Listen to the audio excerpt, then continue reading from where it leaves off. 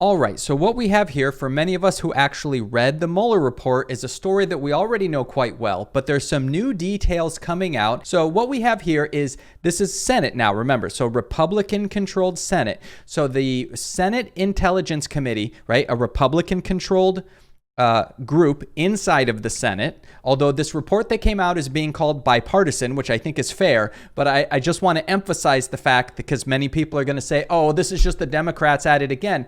This is Republican-controlled groups, okay?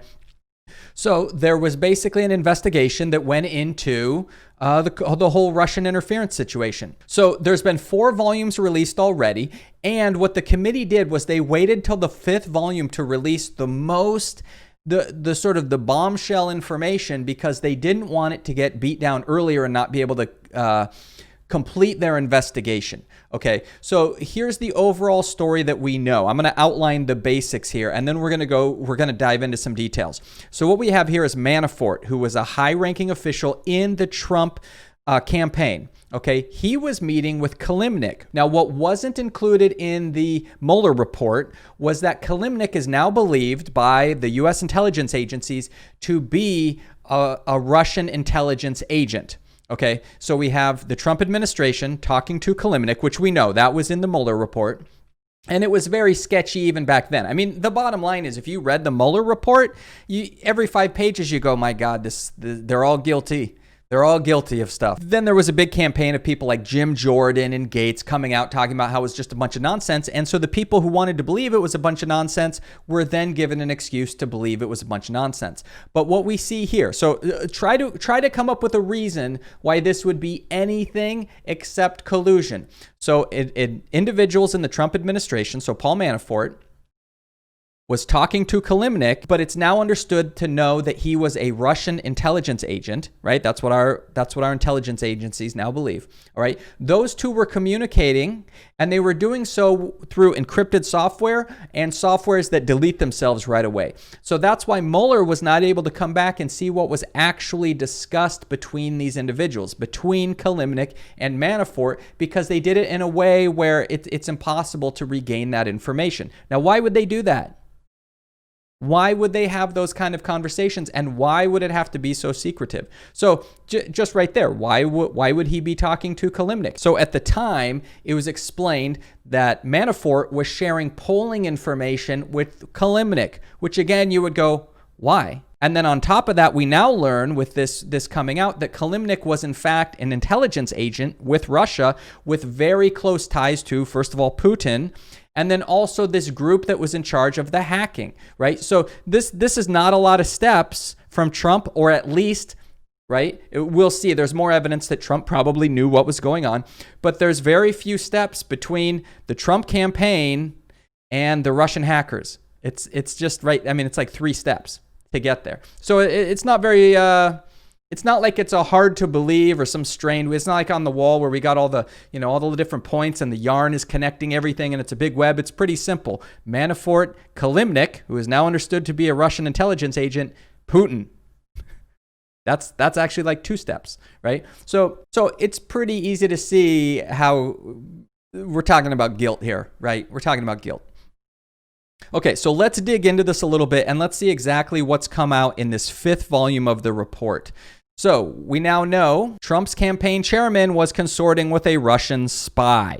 Okay, that's basically what I just summed up for you. Most of that story we already knew from the Mueller report, but this bit that Kilimnik is now in fact understood to be a Russian spy or a Russian agent, it just sort of is the icing on the cake. Right? I mean, it's not like you needed that piece of information before we go, wait, why are these two interacting? There must be some reason. Oh, it's just because they're buddies, right? It's kind of the story. So that's pretty important to know. And the fact that their communications were encrypted, pretty important. Okay. Now, we also know Trump almost certainly talked to Roger Stone about WikiLeaks. So here's another one that just strains credibility. This was in the Mueller report as well, where you understand that Roger Stone was connected to WikiLeaks, right? But the whole way they were trying to frame this was, well, Trump never knew about it. Trump was never told. Trump never talked about it. Well, that all appears to be false as well. So it certainly seems highly likely, right? They put here Trump almost certainly, highly likely that Trump talked to Roger Stone about this. And if there's, it's pretty believable, right? Just look how Trump has been. Do you really think he didn't know what was going on? Of course, they're filling him in on what's going on. This bipartisan, but also, Republican-controlled committee, which is inside the Republican-controlled Senate, the committee, including some key Trump allies, determined that Trump knew his campaign was communicating about WikiLeaks, even though he told Mueller he didn't recall that. So a couple things, two big things here. One, Trump, it's understood from this report, Trump understood what was going on, right? So the whole point was, oh, no collusion. I have nothing to do with what Russia's doing. Russia's doing it. I'm not involved. I don't know what's happening. Nope.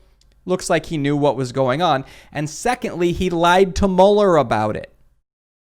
Not only did he know what was going on, he lied about it. Despite Trump's recollection, the report says the committee assesses that Trump did, in fact, speak with Stone about WikiLeaks and with members of his campaign about Stone's access to WikiLeaks on multiple occasions. This fits the evidence that we see, because what happened? Stone was about to go to prison, right? But he kept his mouth shut.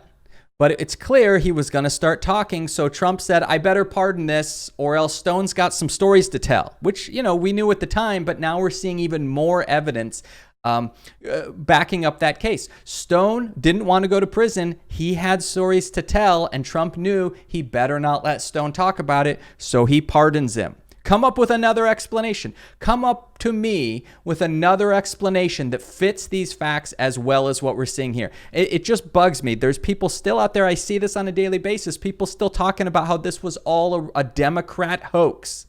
Give me a break. It fits everything perfectly.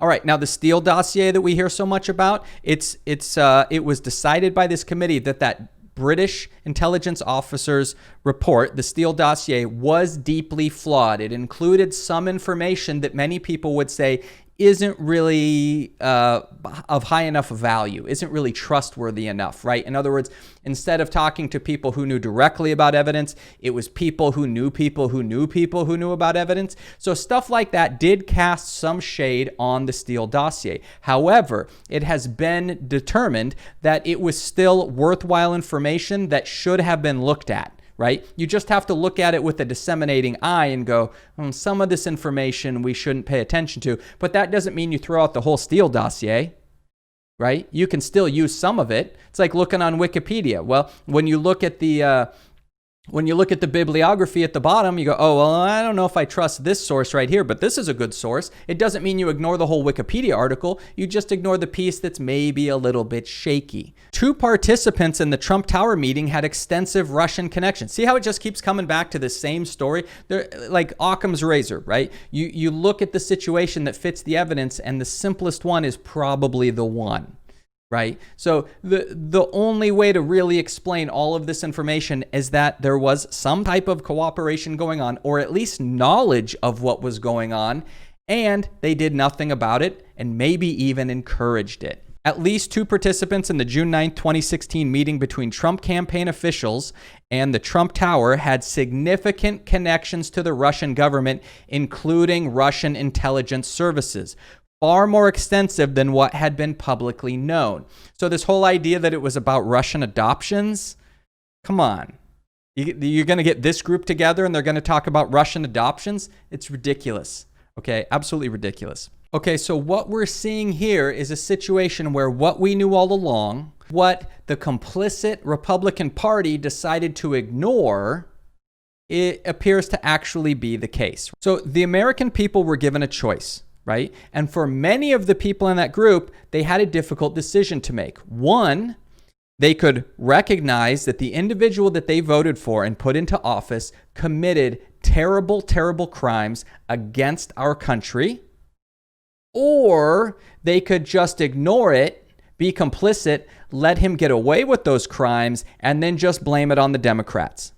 And we all know which one happened. We cannot allow our politicians to get away with committing crimes that pertain to the office and think that it isn't going to corrupt our whole system. Of course it's going to corrupt the whole system.